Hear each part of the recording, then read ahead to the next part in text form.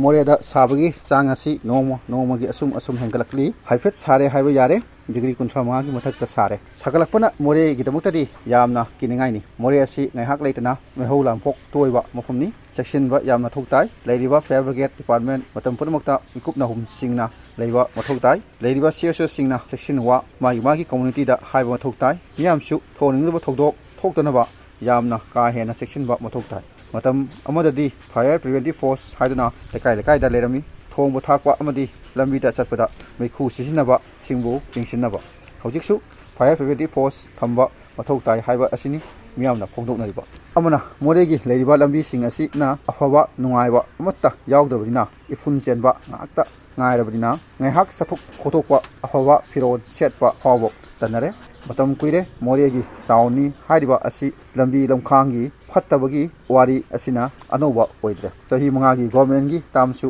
हौखरे हौजिक अनोबा government अमा अमुक लादनी मसिदा अमुक येंबा हाइबा अदु तारे मसिदा सेमद्रगसु मथंग अमुक लेरी हाइबदुनी ममिंग यामना चटपा अदुबु सेम साबगी थबक अमत्ता यावदबा मफम अमा हाइरगदी मोरे ममिंग मियामना खंगनबगुम अमुक्ता अनानबा लंबी लमखांग अनानबा मफम अमा ओहेनिंगबगी वखलोन मियामना फोंदोकने अमना ngasi asi मोरेदा लेबा तमिलसिंगी ओइबा ख्वाइदगी चावबा कुमै निमित 10 चंगना पांथोकपा त्रिवेला फायर वॉकिंग फेस्टिवल हाइनसु खंगनबा कुमै अदुगी अरोइबा मई दा चटपा निमित अदुनी कुमै असिगा मरी लेनना तमिलसिंगी ख्वाइदगी चावबा लाइसंग ओइबा अंगला परमेश्वरी मुनीश्वर टेम्पल मोरेदा हाइरिबा फेस्टिवल असिदा निमित 10 चुपना चाक फ्री लंगर पांथोई नोमदा यामदबदा मियो लिसिंग 5 दगी तादना चाक पिजै अमना हौजिक मोरे बॉर्डर असिदा फ्री मूवमेंट रेजिम की अथिंबा लेजरगसु मियोय कया चतोक चसिन तौबदी लेप्तरी मयाम अमा चंगै मयाम अमा थोरकली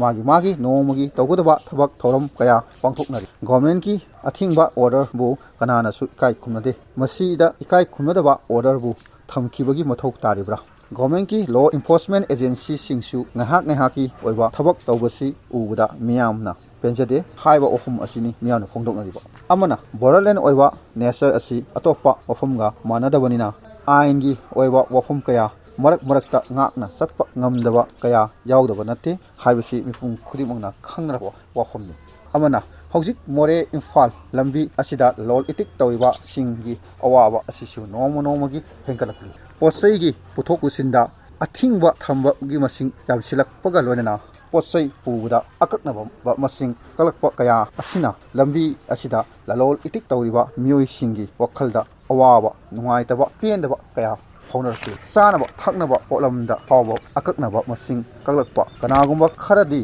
लाइन लौबा हाइबा अमा तौरगा सत्पा याय भक्त पुबगी ओथोकपसु लेरपा अमना मोरेदा मनिंग तमना ललोल लिबा योंगसा था कयादगी पुथोक पुसिन तौरंबा इखंग खंगहौदना खुदेंग थाबी चेक पोस्ट लानबा याबगी बेन अमदा बोरा मरी खक ओइखिबा असिगुंबा कया असिना करबार मचा तौजरिबा कयागी थमोइदा पेंदबा फाउनै हाइना मियामना फोंदोकनै अमना मतम अमद मोरे मनुंगदा लेबा गाड़ी सिंग असिगी बरा हेंकलकपा असि द लेरिबा मोरेगी सीएसओ सिंगना हेक खनरंबनी हेंगलकलिबा सेमफम अदुगी मतंगदा अदुबु सही खरा असिददी बरा हेंगलकपा असि मागी सेल्फ स्टाइल अदुम सथरी ऑब्जेक्शन सु कनानसु तौबा लेत्री